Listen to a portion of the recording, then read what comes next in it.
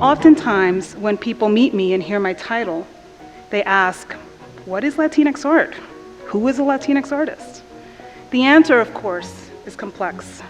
And in recent years, it's been subject to reformulation. Latinx art is an imperfect umbrella category that includes work of American artists with distant or recent ties to large immigrant populations from Mexico, Cuba, the Dominican Republic, El Salvador, and other Latin American nations. Artists with ties to Puerto Rico and to Puerto Rican and Mexican communities that were politically incorporated into the United States in the 19th century.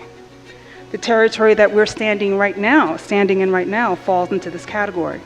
And the work of Latin American emigre artists who may not be embedded in large immigrant communities, but have made the United States their home.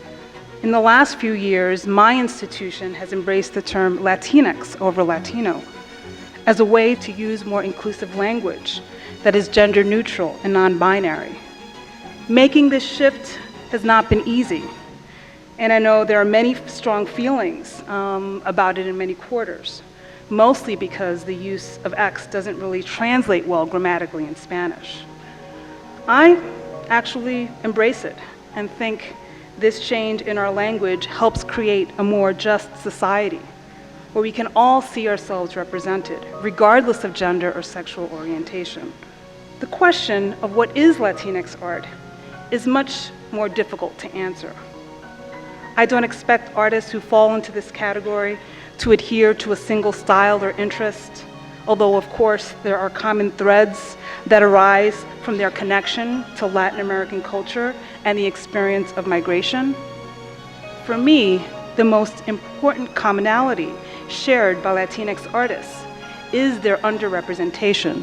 My claim has always been that Latinx art is American art, which is really a very simple, factual statement. Latinx artists are US artists by birth, citizenship, migration, residence, and education, to name just a few criteria. This statement needs to be stated over and over and over again, because Latinx art and artists continue to be marginalized, understudied, and misunderstood. Where do Latinx artists fit into our national art historical narratives? And what does their work convey about their American experience? As I show you the projects, you'll be able to see the questions I present or the answers that I attempt, weaving place and time, hot and cool topics, never really resolving, but exploring, presenting more questions than answers, going from simple tools to complex ones. One project that's near and dear to me is the Postales. It's a series of paintings, scrolls, street signs, and lawn furniture, and it deals with a story of El Paso's progress. It's about aspiration, about migration and assimilation.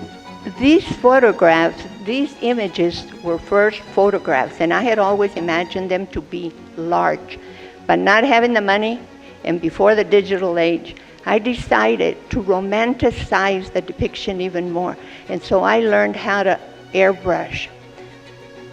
And then developed a story and created kind of a neighborhood setting. Spruce, pronounced like the Mexicans, spruce. Los gatos, by the Americans. Los gatos. Guadalupe, Guadalupe, the way they pronounced it in Austin. El Paso y El Paso.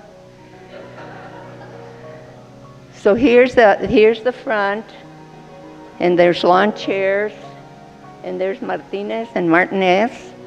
Always you will see that it's word-driven and idea-driven. So the Mercado in Juarez was a great influence of mine. I remember going there as a child. I decided to use the sarape, the Mexican blanket, as a starting point.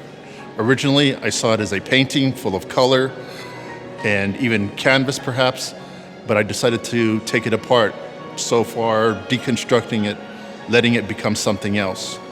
So I looked around at the community, at the landscape here in El Paso. I evaluate it, I turn forms into geometric objects, and I place them in relationship to the wall. It's so interesting to hear your framing of the term Latinx and some of the themes that came up when you were talking about Tamayo's work in particular, about shifting and associations and travel and various influences. And with both of you, it's very evident in your work. But I wonder for each of you whether that term feels useful or appropriate. Well, what I like about it is that it's trying to be more inclusive. I think it kind of speaks to my process, this idea of becoming, of transforming, of being one thing and then all of a sudden evolving into something else. And we've been talking about language, and I think it's a word that empowers. And yes, it does take some time to get used to, but just with time, it starts to roll off the tongue and gain strength.